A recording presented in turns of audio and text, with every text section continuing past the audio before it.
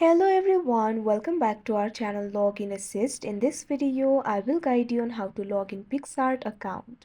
So if you also want to log in Picsart account, this video is just for you. Follow these simple steps and you'll be able to do it. So first of all, what you have to do is launch open Picsart application. If you do not have this application, you can download it from Play Store and App Store.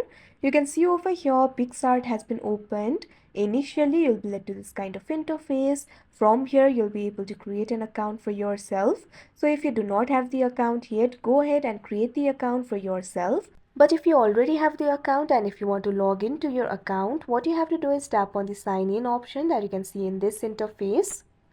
Now you can see over here, you'll be led to the sign in interface. From here, you'll be able to log into your account.